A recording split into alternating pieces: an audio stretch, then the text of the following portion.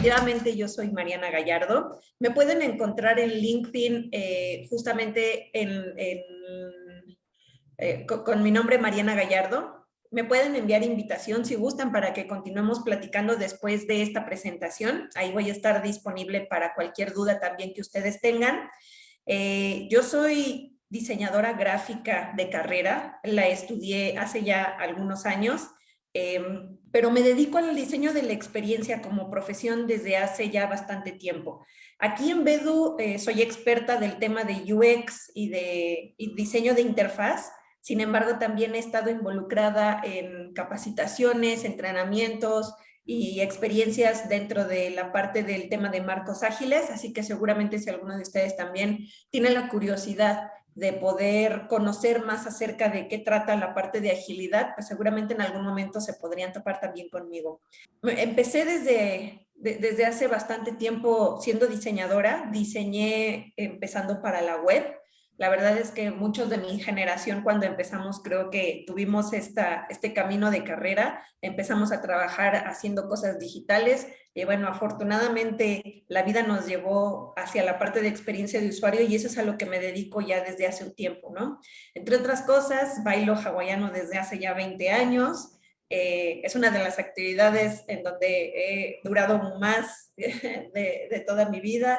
Toco el ukulele, me gusta muchísimo leer y la verdad es que ahorita, como les mencionaba, la verdad me da mucho gusto poder estar con ustedes y compartir un poquito de este tema que yo he tenido oportunidad de incursionar en él de forma práctica, que recomiendo mucho cuando nosotros estamos trabajando y que me gustaría también compartirles cómo es que la medida de lo posible yo he hecho por buscar que este método forme parte también de las planeaciones y las actividades que se realizan en el centro de trabajo correspondiente en donde estemos.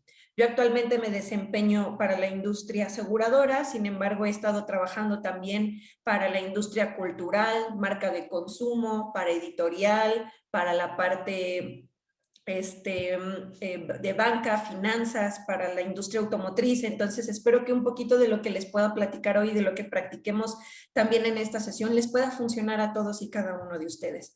Entonces, justamente mi misión, chicos, es que podamos hablar de este método, que ustedes, además de llevarse lo básico, puedan conocer, como les mencionaba, qué nos conviene al momento de implementarlo y en qué circunstancias lo podemos hacer. Y para eso, pues obviamente tenemos una agenda en la cual vamos a estar hablando justamente de este método y todas sus vicisitudes. Si les parece bien, nos tomaremos 10 minutos para la introducción en donde les platicaré del Design Thinking. Vamos a tomar otros 10 minutos para calentar un poco de forma individual y que me puedan poner ciertas respuestas también por aquí por el chat. Les voy a hablar durante un tiempecito, les prometo que tal vez no me tarde esos 20 minutos, puede que sea menos, acerca de todo lo que sé de Design Thinking y cómo es que yo lo he llevado a la práctica. Les quiero platicar las fases del proceso. Vamos a hacer una actividad muy chiquita con la fase del proceso de Design Thinking, de empatizar, de definir, de idear. Y al final, pues si ustedes tienen dudas o preguntas, con todo gusto las vamos a poder ir resolviendo en ese momento, ¿vale? Y bueno, también para tener nuestros minutitos de cierre y podernos despedir. Lo que busca efectivamente es que podamos enfocarnos en las personas que van a utilizar estas soluciones, ¿no? Por eso les decía, si alguno de ustedes en algún momento de este ejercicio se preguntaba, oye, pero la mejora de todos los tiempos, ¿para quién? Vamos por un camino correcto, porque esa es la mejor manera en la cual podemos abordar métodos como el que les voy a platicar. Y no mejor ejemplo que el de nuestro conocido director y dueño de Apple, Steve Jobs, que decía, el diseñar o el diseño es el cómo funciona, ¿cierto? O sea, se refería a enfocarnos a la parte de saber cómo esto va a funcionar para la persona que lo va a utilizar y de eso se trata diseñar, ¿no? Diseñar es saber cómo es que esto va a operar, cómo es que esto va a funcionar. Y a partir de eso, o de esta premisa, es que también otras personas que se dedican a la parte de diseño meten en la discusión el utilizar métodos de diseño para solucionar problemas, ¿no? Y aquí es en donde entra el design thinking. ¿Me pueden poner también en el chat cuántos de ustedes se dedican al diseño como profesión? Pueden ser diseñadores o diseñadoras gráficos, textiles, de producto. Igual también por acá los estoy leyendo mientras veo también las propuestas que me pusieron. Si alguien aquí se dedica al diseño, seguramente durante su recorrido laboral se han dado cuenta que se habla mucho de la palabra diseño, pues prácticamente para poder describir cómo concebimos ciertas cosas, ¿no? Siempre decimos, oye, hay que diseñar el plan de trabajo, oye, hay que diseñar una estrategia de cómo llegar al cliente, oye, hay que diseñar, ¿no? Y nuestras profesiones empiezan a tomar relevancia al momento de poner la palabra diseño en la mesa para poder programar, planear o crear cosas, ¿cierto? Entonces, ya empezamos a tener una mayor responsabilidad al momento de que estamos poniendo sobre la mesa el término diseño. Entonces, afortunadamente, gracias a eso, gracias a que ya se ha difundido muchísimo la importancia de diseñar desde el aspecto de crear cosas, de concebir cosas de forma organizada, es que la profesión del diseño ha tomado también una relevancia importante para cualquier industria, para cualquier empresa y que incluso hasta forma parte de sus esquemas de planeación, ¿no? O sea, ya estamos hablando del diseño justamente como una disciplina que se pone en las juntas directivas, en las estrategias de una empresa, porque el diseñar, digo, tal vez me vea muy romántica, pero el diseñar a veces es el todo, ¿no? Es decir, el que busquemos crear, el que busquemos crear de forma organizada, de forma consciente, hace que las empresas se decanten o busquen también el saber cómo diseñar, porque eso les aporta valor. Y justamente el design thinking es un método que ayuda justamente a cualquier persona que lo utilice a diseñar y a diseñar de una forma, como les decía, organizada, pero además a diseñar pensando en el usuario que va a utilizar la solución que nosotros estamos diseñando. ¿Vale? Esa es como una de las cosas muy características de este método y que también tiene una gran diferencia de cuando diseñamos a veces muy para nosotros o diseñamos de forma muy aislada, ¿no? El design thinking es un método que nos ayuda a ser innovadores, siempre pensando en el usuario que va a utilizar la solución que estamos diseñando. Si les ha pasado a ustedes también, seguramente se han dado cuenta que cuando hablamos de innovación, muchas veces las personas pensamos, oye, es que innovación tiene que ser algo que nunca nadie haya visto antes, ¿no? Crear cosas que no se han visto anteriormente o ser totalmente disruptivos, ser quien marque el piso de cómo tienen que ser ciertas cosas a partir de ahorita. Y la respuesta es no siempre, ¿cierto? O sea, la innovación siempre está amarrada y la verdad es que una de las cosas que más me gusta y justamente el método de Design Thinking tiene es que toma en cuenta la innovación como una pieza de todo un rompecabezas que en lugar de ser complicada de utilizar, porque no piensa en la innovación como el hecho de, oye, tenemos que pensar en algo nuevo, tiene que ser algo que nunca nadie ha visto, más bien piensa la innovación como cómo le estás ofreciendo soluciones y cómo le estás ayudando a resolver necesidades a los usuarios para los cuales estás buscando crear o estás buscando diseñar algo, ¿no? Ya sea un producto, un servicio, un proyecto, una idea, un proceso, lo que sea, ¿no?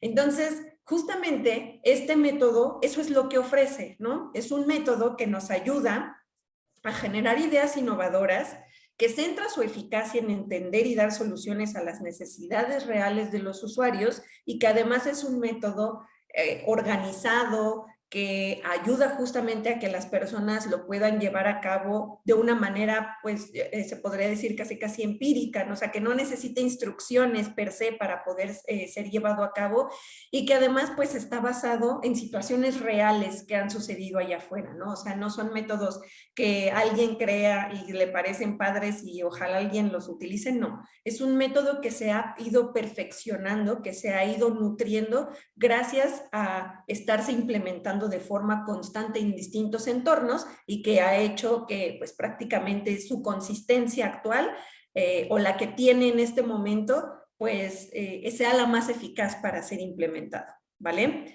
Además decimos que el Design Thinking se considera un proceso con fases de pensamiento convergente y divergente. ¿Sabemos lo que hace referencia lo convergente y lo divergente? Y ya sé que Divergente no es la película, muchachos, ¿eh? Entonces, si no nos queda muy claro este concepto, ¿les parece si hacemos un ejercicio rápido? Ahí va. Vamos a hacer una actividad súper rapidísima, ¿vale? Número 1. Me gustaría que me pusieran en el chat qué objeto es el que estoy mostrando ahorita en la diapositiva. ¿Me lo pueden poner de favor en el chat? ¿Qué objeto es el que estoy mostrando ahorita en la diapositiva? Muy bien, ya me están respondiendo por aquí. Muchas gracias, chicos. Creo que todos tenemos el mismo concepto, ¿no? Esto que les estoy mostrando es un objeto que todos conocemos por el mismo nombre, ¿cierto?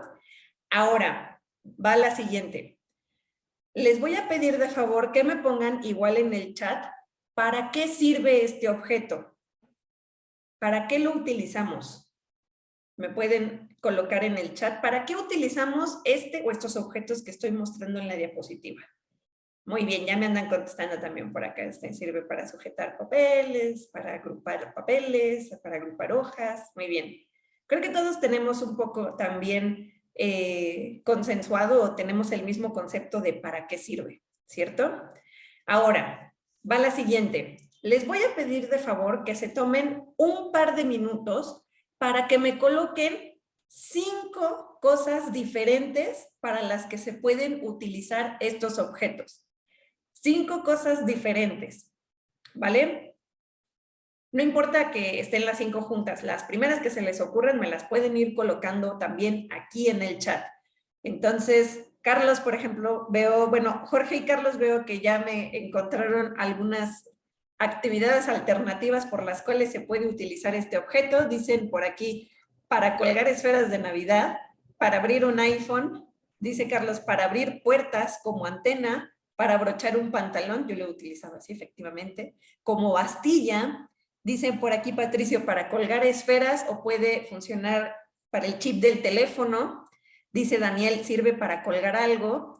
¿Qué más se les ocurre que se pueda hacer o para el cual se pueda utilizar estos objetos? Para presionar el botón y reiniciar el router, para sostener el celular en una mesa, para colgar las esferas del árbol, para la base del celular, dice Mar, como aretes para sujetar adornos navideños, para romper una bolsa de plástico, como mini desarmador y para remover la cutícula de las uñas. Esa no me la sabía, lo voy a probar. Para sujetar hojas, hacer una llave, para colgar esferas, como segurito, para llavero, para pulseras. Dice Debbie, para rayar cosas. Sí, también. Dice Liliana, para organizar papeles, colgar adornos de Navidad, unir varios cuando estamos aburridos. Ah, sí, también esa no faltaba en la infancia. Y hacer una cadena, etcétera. Pues bien, para los que todavía tienen más ideas, las pueden colocar en el chat. Yo, como les mencionaba, las sigo leyendo. Pero justamente lo que acabamos de hacer es un proceso de pensamiento convergente y divergente. Si se dan cuenta, este objeto fue creado, este par de objetos que son efectivamente unos clips, o bueno, en muchos lugares los conocemos como clips, sirven o fueron diseñados con un propósito, ¿no? Y el propósito fue poder juntar varias hojas de papel en un solo lugar y que estas no se movieran. Sin embargo, obviamente nuestra creatividad, nuestra multifuncionalidad nos ha llevado a darle otros usos a este tipo de objetos, ¿no? Se pueden crear aretes, pulseras, el soporte del celular, como mencionaban, para colgar esferas. Y esto es un ejemplo de pensamiento convergente y divergente. El pensamiento convergente es aquel que nos forza un poco a pensar una solución una sola manera de utilizar o de solucionar las cosas, ¿vale? Cuando decimos pensamiento convergente nos referimos a eso, que cuando tenemos un problema, pensamos prácticamente casi todo el tiempo en una sola solución. Y el pensamiento divergente lo que hace es ayudarnos a pensar diferentes soluciones o distintos usos que se le puede dar a una problemática o a un objeto en este caso, ¿vale? Entonces, por eso decimos, y por eso me regreso tantito, por eso decimos que el design thinking es un proceso que se puede considerar como un proceso enriquecedor porque tiene fases de pensamiento convergente y divergente. Y esto la verdad es que ahorita que platiquemos un poco de las fases del design thinking nos va a hacer sentido porque lo que estamos buscando, y si a ustedes les pasa y les pasa muy seguido, podemos buscar, como les decía, diferentes maneras de generar soluciones y no quedarnos atascadas o atascados con creo que para esto solamente tenemos esta opción y es esa opción y no hay ninguna otra opción y no tenemos manera de resolverlo más que esa, ¿no? El design thinking, por eso les digo, es un método, la verdad, muy nutrido porque lo que nos ayuda o nos forza un poco es a pensar justamente que un problema puede tener distintas soluciones. Solo es cuestión de que busquemos cuál es la necesidad que queremos resolverle a nuestro usuario para que así podamos elegir la mejor solución. Pero por creatividad no paramos con este método, ¿cierto? Entonces, por eso les mencionaba, el pensamiento convergente y divergente trata un poco de eso, ¿no?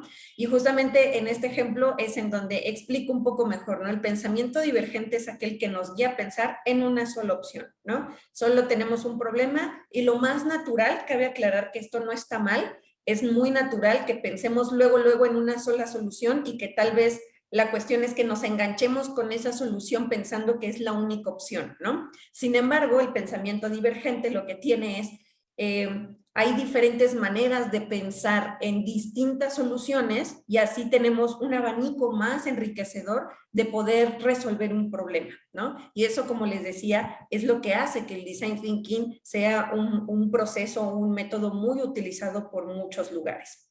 Esto que les estoy mostrando en este momento es el proceso que sigue el design thinking para poder llevarse a cabo de forma ideal, ¿vale?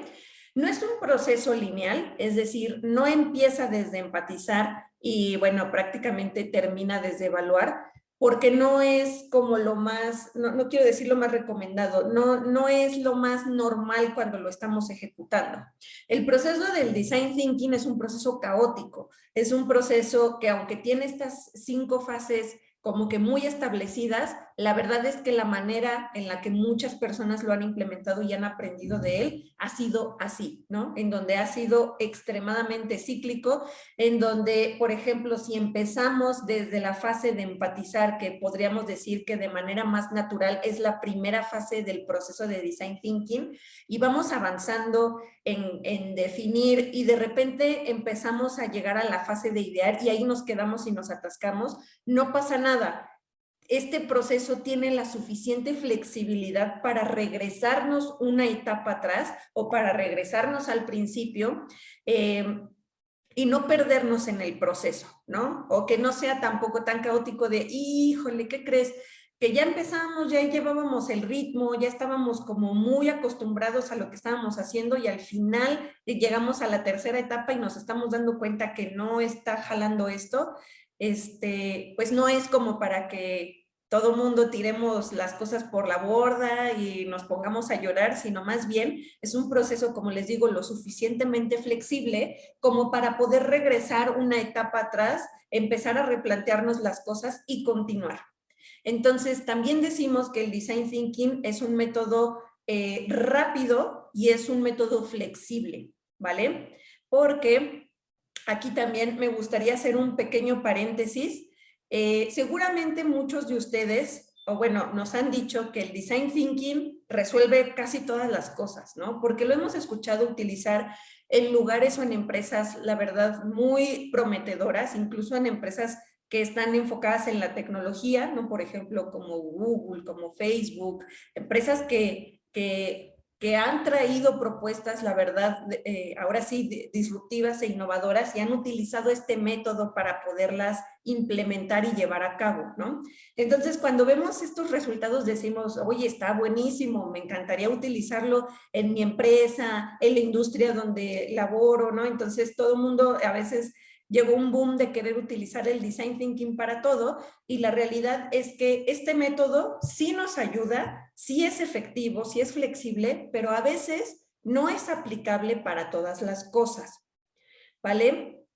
Hay procesos que ya también están estandarizados que nos son muchísimo más funcionales en ciertas circunstancias versus el design thinking y hay otras en donde definitivamente el design thinking pues es la mejor opción para poder resolver problemas y enfocarlos hacia el usuario, ¿vale? Por ejemplo, una de las disciplinas en donde se utiliza poco el design thinking porque es muy meticulosa, porque requiere de mucho detalle, porque debe de ser muy especializada y la verdad es que la falla y el error sí pueden llegar a ser consecuencias graves, es, por ejemplo, en la ingeniería civil, ¿no? En donde sí tenemos que ser, la verdad, muy cautelosos, tenemos que ser muy calculadores, y entonces el design thinking es un método alternativo que nos podría ayudar a desatorar ciertos problemas, pero que hay métodos muchísimo más eficientes para esta disciplina, como lo es el método de cascada, si es que alguno de ustedes lo conoce, que es empezar a trabajar por bloques y cuando estemos bien seguros de que un bloque está contemplado y ya está finalizado, podemos empezar el siguiente. Ese tipo de métodos puede ser muchísimo más funcional, ¿no? Entonces, así como me encanta platicar de todo lo bonito que tiene el design thinking, también me gusta platicarle a las personas en qué circunstancias les puede funcionar para que esto también no sea una decepción más adelante, ¿no? Y que después no tengamos como esta idea de que el design thinking nos resuelve todo, ¿no? La verdad es que, como les decía, es muy flexible, tiene pues prácticamente lo mejor de todos los mundos, tiene muchas bondades, pero también hay que saber en qué lugares, momentos y en qué fases, o más bien en qué partes de nuestras actividades podríamos empezar a implementarlo, ¿no? Sin embargo, lo que sí tiene este método es que ayuda mucho también a estandarizar y alinear expectativas en equipos de trabajo.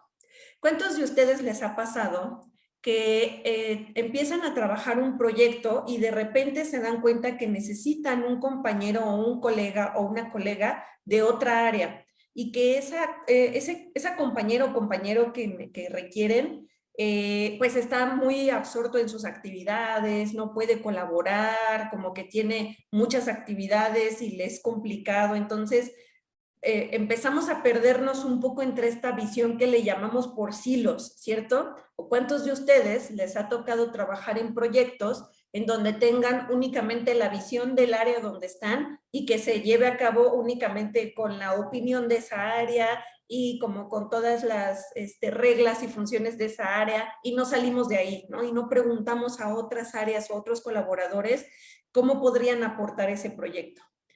Si alguno o muchos de ustedes han estado en esa situación, la verdad, como les mencionaba, es algo muy normal, pero lo que tiene el design thinking es que justamente es un método que permite que todas las personas que lo utilicen aporten algo al mismo, ¿vale?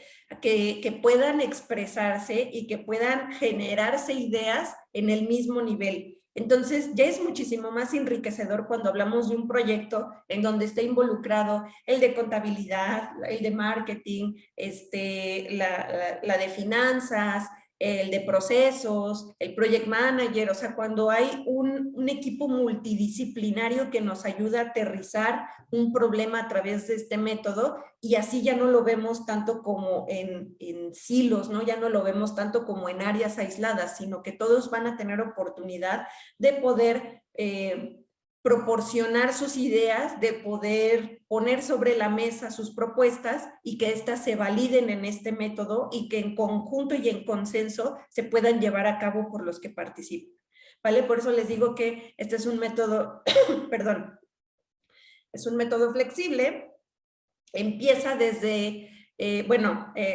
como les decía, no lo quiero ver lineal, pero comúnmente el Design Thinking empieza, perdón, en la parte de empatizar, nos seguimos en una parte que le denominamos definir, continuamos en una fase que le denominamos idear, después creamos prototipos o creamos muestras que finalmente esas podamos probar con un usuario final para saber si lo que estamos proponiendo de verdad está resolviendo o está solucionando necesidades de usuarios. Y por eso decimos que es un método flexible, porque como les mencionaba, es un método que se puede implementar de forma rápida y además es iterativo, que significa que todo el tiempo estamos dando vueltas o pivoteando o tomándolo de forma cíclica, ¿no?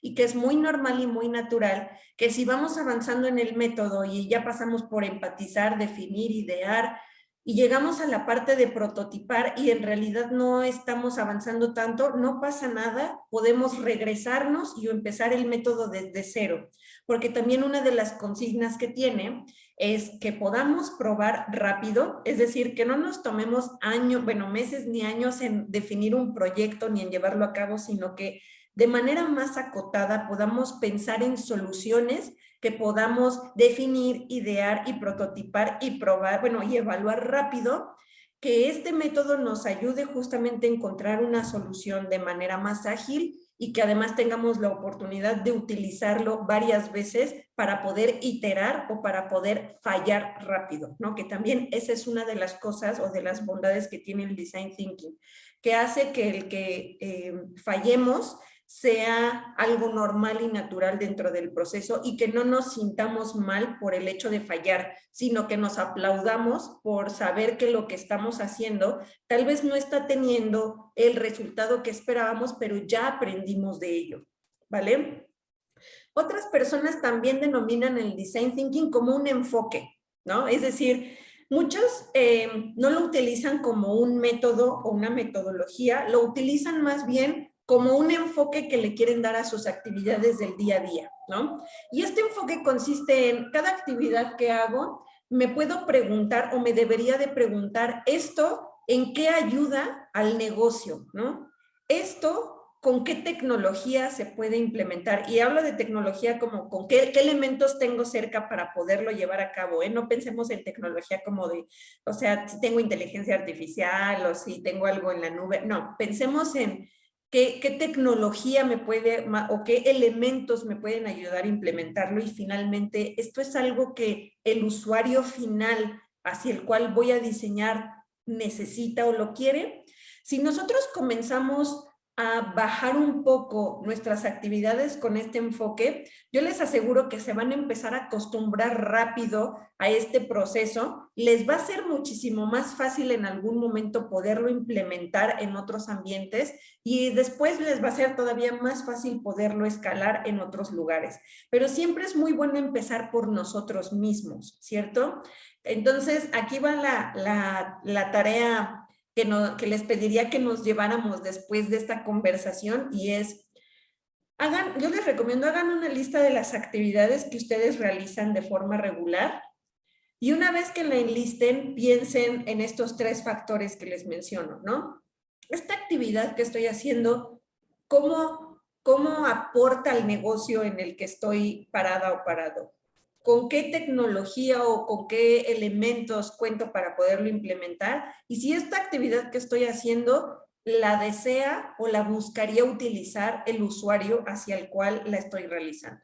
Con eso, seguramente ustedes van a empezar a acostumbrarse un poco más a pensar a pensar que hay actividades que no tienen estos 3 componentes todo el tiempo, ¿no? Y que a veces no es necesario que los tengan, pero que mientras más vayamos nosotros enfocando estas actividades a que sí las tenga, nos va a ayudar a poder empezar a enfocar nuestros esfuerzos a pensar justamente en crear actividades de valor y que el usuario final de verdad quiera utilizar, ¿vale?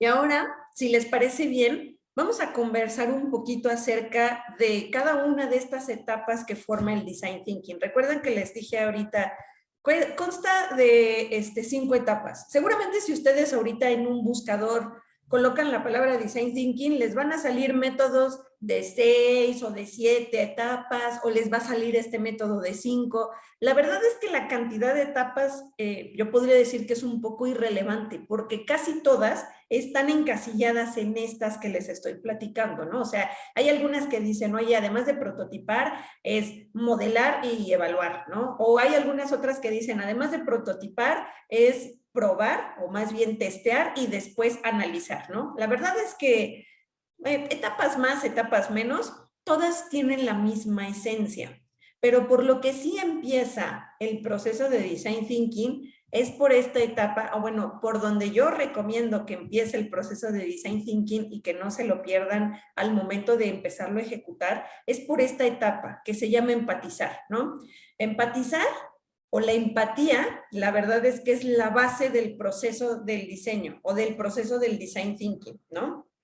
Y además el empatizar no solamente es la base de este método, también es la base de otros métodos que tienen una similitud con el Design Thinking, como el Design Sprint, como el Human Centered Design. A veces hasta hay algunos que ya mezclan como varias disciplinas, como el Lean Startup o el Lean UX. Si ustedes en algún momento tienen curiosidad de buscar estos que les acabo de decir, se van a dar cuenta que la mayoría tienen muchísimas similitudes, empezando por la primera fase, ¿no? Entonces, por eso les digo que la más importante en lo particular, en mi experiencia, pues es efectivamente la de empatizar.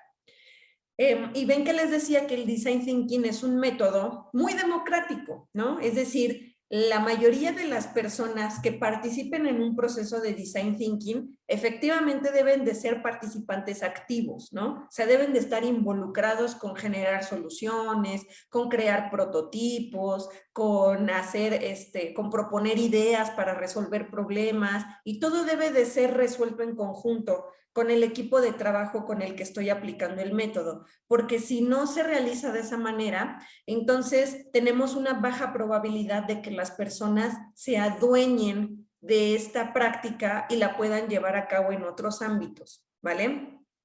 Esa es la segunda recomendación que les doy para poder ayudar a que sus organizaciones empiecen a agarrar este mindset de Design Thinking, que es, aquí no tenemos jerarquías, y el método tiene que ser aplicado y tiene que ser consensuado y tiene que ser trabajado por todas las personas que participan en el equipo. Y eso implica hacerlo desde la fase de empatizar. ¿Qué tenemos en cuenta al empatizar, ¿no? O sea, ¿o qué sucede en esta fase? Vamos a suponer que ya todos estamos en el equipo convencidos de utilizar un método para resolver un problema, y ese método es Design Thinking. ¿Qué sigue, Mariana? Bueno, lo que sigue, justamente como les decía, es empezar por el principio. Empatizar es la primera etapa y es la base del proceso de diseño que nos ayuda primero a entender cuál es la necesidad que tiene el usuario para el cual estoy buscando generar una solución, ¿vale? Y decimos que el empatizar es importante porque para crear innovaciones significativas, definitivamente necesitamos conocer a los usuarios hacia los cuales estamos o buscamos diseñar, y preocuparnos por estas soluciones, ¿no? Preocuparnos por sus vidas, por sus necesidades, por lo que requieren, porque al final para ellos o para ellas es hacia donde vamos a crear esta solución. Y como les decía, el hacer innovación en realidad no es crear cosas totalmente nuevas y no es hacer proyectos que nunca nadie antes ha visto, ¿no? Es un elemento, pues, bueno, puede ser un elemento, pero no es innovación per se, ¿no? La innovación es generemos soluciones a problemas que existen reales, ¿no? Y de personas que lo están padeciendo. Ahí cuando encontramos ese punto clave, tenemos la oportunidad de poder generar innovación, ¿no? O sea, no hay nada más significativo que poder crear soluciones que las personas utilicen, ¿no? O poder crear productos, servicios, proyectos, procesos, lo que ustedes consideren que solucionen problemas de las personas. Entonces, muchas veces cuando platico con la gente me dice, ay, qué chafa, esto era Design Thinking, o sea, se me hace la cosa más sencilla. Y la verdad es que mi respuesta es sí, ¿no? Es verdad. El método, no es, si se dan cuenta, un método rimbombante, no es un método sofisticado, es un método muy simple y muy sencillo, pero que bien enfocado, de verdad, ofrece innovación, ¿no? Y cuando nosotros empezamos a pensar justamente en utilizar este método para resolver problemas que existen allá afuera, es en donde de verdad estamos aplicando el verdadero valor del mismo, ¿no? Ahora, para empatizar, entonces, Mariana, si mi primera consigna es, bueno, está bien, tengo que conocer a los usuarios y sus necesidades, ¿cómo le hago? ¿Qué tengo disponible o qué herramientas hay allá afuera para poder ejecutar esto? Bueno, pueden ser desde entrevistas, puede ser incluso si, por ejemplo, ustedes trabajan en un proyecto que va directamente para los clientes de la organización en donde trabajan, pues pueden tomarse unos 5 minutos para platicar con alguno de estos clientes, que les cuenten, pues, qué necesidad le están cubriendo con el producto o el servicio que le ofrecen, cómo es que lo han utilizado, y se van a dar cuenta que 5 minutos son súper poderosos de esta plática para poder conocer justamente las problemáticas de las personas, ¿no? Y me pasa mucho justamente trabajando en la parte de experiencia de usuario, porque yo les puedo decir, es 99, bueno, así como muchos dicen, es 99% talacha y 1% inspiración, ¿no? Pasa lo mismo al momento de que estamos aplicando este método. Es 99% conocer al usuario y 1% en empezar a idear una solución para este usuario. Entonces, si ustedes aplican entrevistas, si realizan ejercicios de observación en contexto, que se trata justamente como de, si ustedes tienen, por ejemplo, la costumbre de pasear en el parque, yo los invito a que se tomen 5 minutos para sentarse en una banquita y ver alrededor de ese parque qué es lo que está sucediendo. Si hay personas que están haciendo ejercicio, o si hay familias que están comiendo ahí, o si hay niños que estén jugando en los juegos. O sea, cuando ustedes hacen una observación muchísimo más consciente, se dan cuenta de un montón de actividades que suceden a su alrededor, de un montón de productos y servicios que satisfacen esas actividades que realizan las personas, y que hay un motivo por el cual las hacen en ese parque, en ese lugar, en ese momento en el que ustedes los están observando, ¿no? Entonces, la observación, una observación muy consciente, también es una manera de poder entender a los usuarios a los cuales queremos dirigir una solución. Y también otra técnica, un método que nos ayuda mucho para poder empatizar y conocer a estas personas, es poder hacer evaluaciones de productos o servicios similares a los que yo estoy buscando satisfacer, ¿no? Por ejemplo, si trabajan en una institución bancaria y quieren entender por qué motivos las personas contratan una cuenta en un banco, pueden platicar con amigos que tengan cuentas de banco, preguntarles por qué en ese momento decidieron utilizar esa cuenta de cierto banco y no de otro, ¿no? Entonces, cuando empiezan a buscar también los motivos por los cuales las personas utilizan o se satisfacen con soluciones similares a las cuales ustedes están buscando implementar, pueden enriquecerse y pueden conocer más a esta persona, ¿no? La primera consigna, la verdad es que en resumen es: conozcamos en la mayor medida de lo posible al usuario que va a utilizar esta solución. Ahí es en donde debe de estar enfocado casi la mayoría de nuestro tiempo, de nuestro esfuerzo y de nuestras ganas, porque les decía, va a ser más enriquecedor poder tener esta información y accionar que al revés, que justamente de ahí viene la pregunta que les hacía de la aplicación. ¿Por qué en algún momento nosotros la propuesta que pusimos en el chat pensamos que puede ser la mejor aplicación de todos los tiempos? Digo, ya sé que porque les pedí que me lo pusieran, ¿no? Y que les di un par de minutos, pero si hacemos este proceso al revés, es decir, si hablamos con las personas y les decimos, oye, desde el principio, oye, tengo ganas de hacer una aplicación que te ayude a resolver una necesidad que tienes. Platícame, por ejemplo, tu día a día, ¿no? ¿Cuáles son los problemas a los que te enfrentas todos los días? ¿Qué es lo que te aqueja? ¿Qué es lo que, pues como que es un stopper en tus actividades? Y con esa información es más fácil empezar a bajar una solución que al revés, ¿no? Que empecemos por supuestos o que empecemos pensando que lo que nosotros estamos proponiendo puede ser lo mejor y que resulte que pues seguramente no, ¿no? Al final tal vez la persona por eso no utiliza ese servicio, no utiliza ese producto, no descarga esa app porque al final pues no se siente identificado o no cree que está resolviéndole una necesidad, ¿vale? La segunda etapa, como les mencionaba, es la etapa de definir.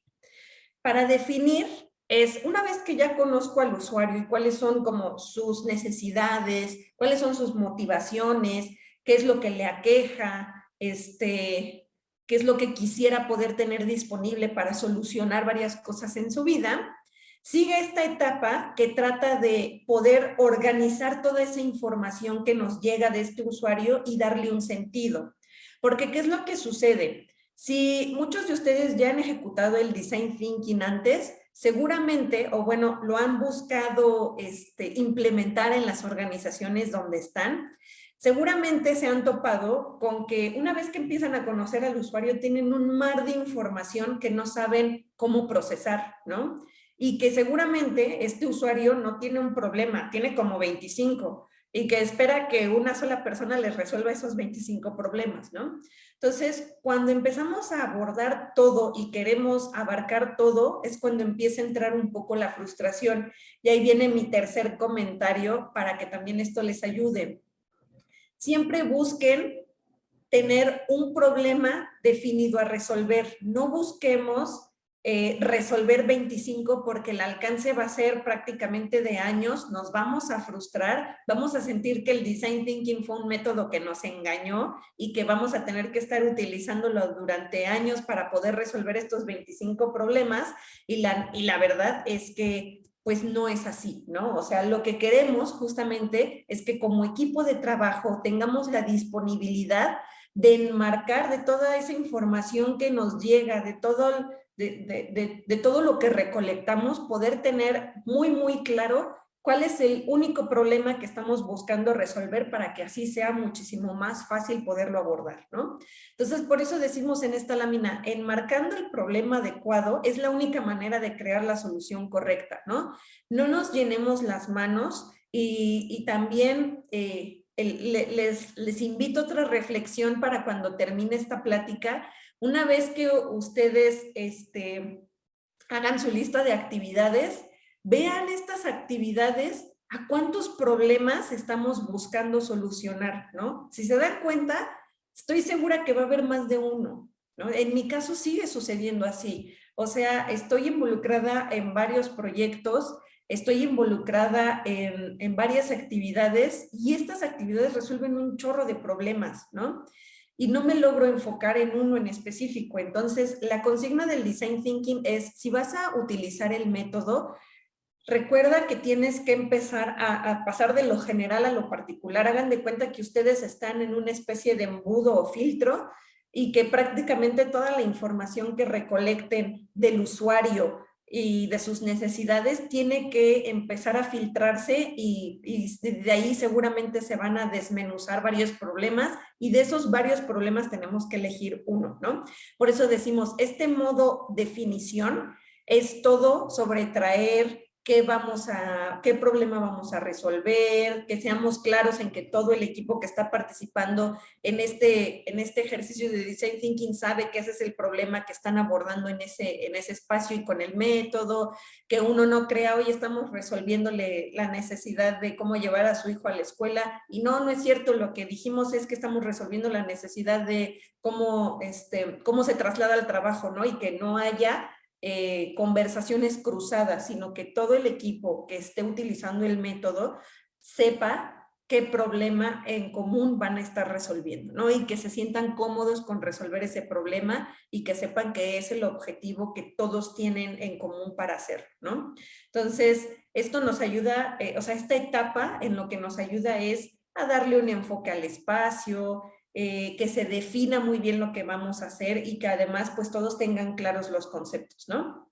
Para que esto funcione, como les mencionaba, debemos de elegir un solo problema, enmarcarlo, saber que todo mundo estamos en el mismo entendido de que eso es lo que vamos a resolver y que además sea un problema que venga derivado de toda la información recolectada anteriormente, ¿vale? Porque tampoco se vale ¿qué tal que empezamos un proceso de design thinking, Mariana? Ya estamos en la fase, ya hicimos la fase de empatizar, ¿no? Ya estamos metidas o metidos acá, sacamos un montón de información y pasamos a la parte de definir. ¿Y qué crees? Que vamos a definir un problema diferente de un usuario distinto del que recopilamos la información.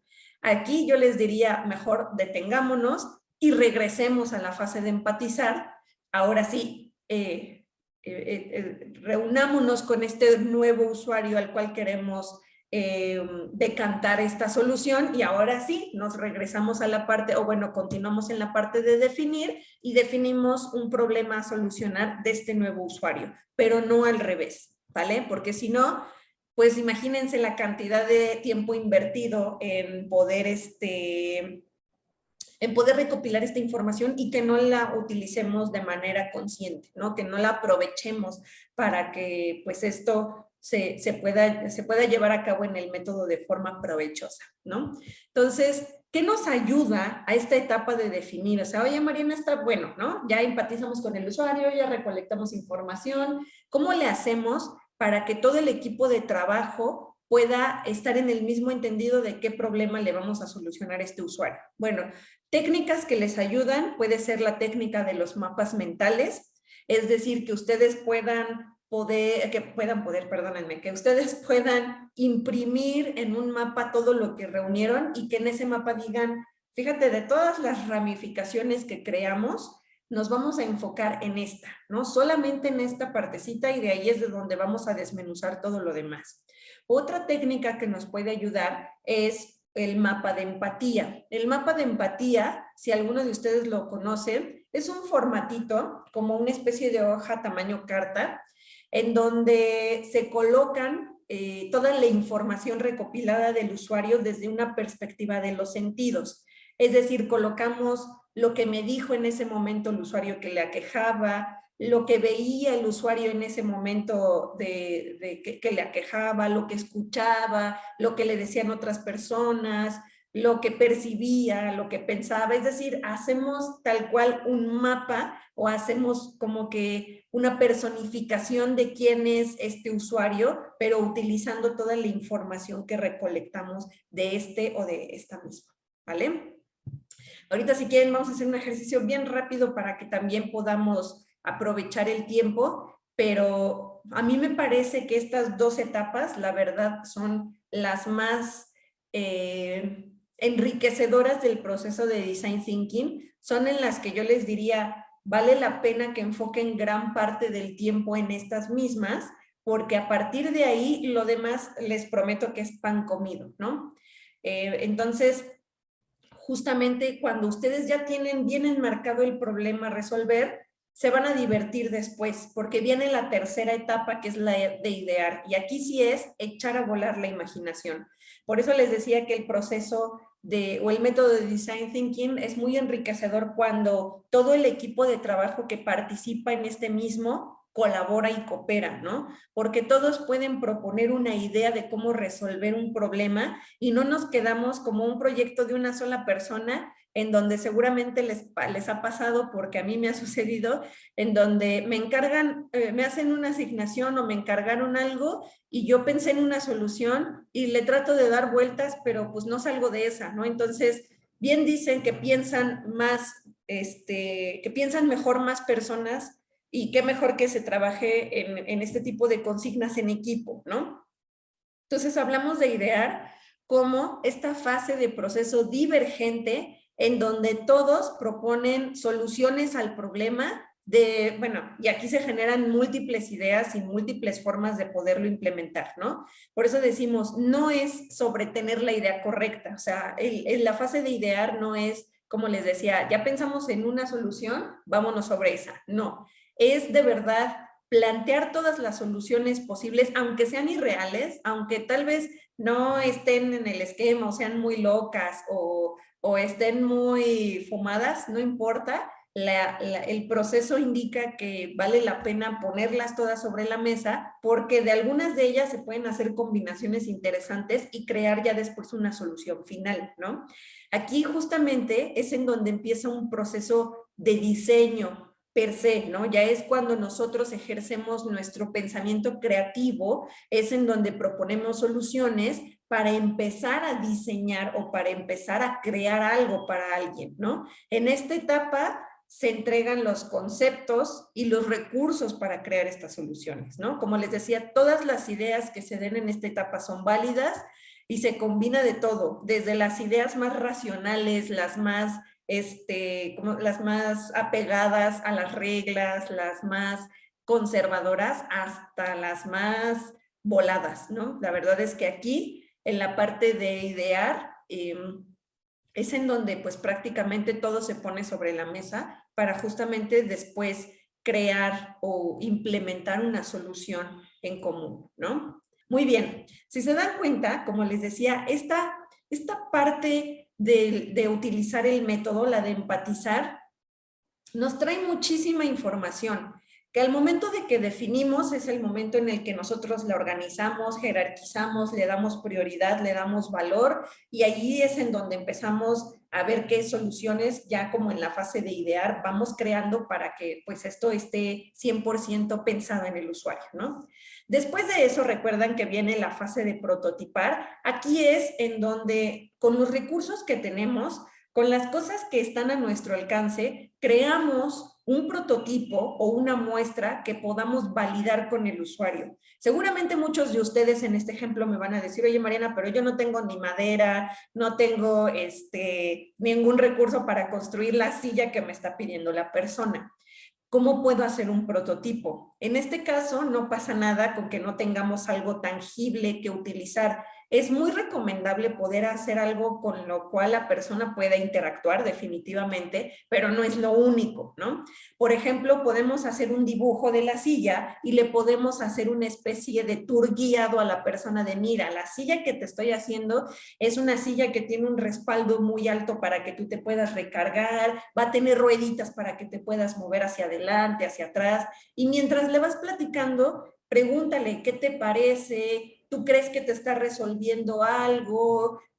¿Cómo te sentirías si tuviera la silla? Entonces, eso hace que la persona de cierta forma se imagine la solución que le estás proponiendo. Tal vez, pues, como les decía, no es algo que se construye para poderlo probar, pero sí es algo que la persona puede materializar o se puede imaginar y te puede dar retroalimentación o retroinformación de, oye, ¿sabes qué? Me gusta lo de las rueditas, pero no quiero que se esté moviendo todo el tiempo. Yo creo que valdría la pena que nada más tuviera 4 rueditas para que pues sea o que tuviera nada más ruedas que vayan hacia adelante o hacia atrás para que no me esté moviendo todo el tiempo, ¿no? Entonces, en la fase de prototipado, lo que hacemos es, con los recursos que tenemos, construir la solución más adecuada y esa solución siempre se busca que se valide o se pruebe con la persona o el usuario hacia el cual estábamos empatizando, ¿no? ¿Por qué a veces es muy recomendable hacer prototipos?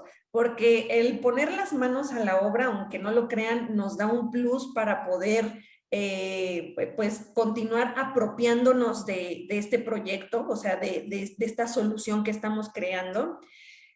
Hacer un prototipo lo que nos permite también es cometer errores, que pues si vemos que no está funcionando, pues podemos desechar esa solución y podemos crear una nueva más fácil, ¿no? Es decir, no tendríamos en este caso concreto que construir una silla con todas las características que le mencionamos al usuario, porque obviamente nos costaría tiempo, dinero, esfuerzo, y como no sabemos si esto todavía es algo que vaya a poder utilizar o que cubra sus necesidades, pues podríamos estar desperdiciando muchos recursos valiosos. Y es muchísimo mejor hacerlo en una versión prototipo para que lo podamos posteriormente probar, ¿no? Esto justamente tiene esa consigna, prototipar sirve exclusivamente para validar o evaluar si lo que estamos haciendo es lo correcto o es lo adecuado, ¿vale? Y justamente la última parte del Design Thinking menciona, bueno, ya que hiciste un prototipo, que asumimos que está basado en las necesidades del usuario, porque ideaste esas soluciones y escogiste una, porque definiste el problema, porque empatizaste con él o ella. Bueno, la última parte es justamente, ahora vamos con el usuario de nuevo y le decimos, oye, ya hice este modelo de silla, que les decía, puede que sea tanto un dibujo o le quieren platicar a esta persona y ese sería su prototipo, y que le digan, oye, pues, ¿cómo la ves? ¿Qué te parece?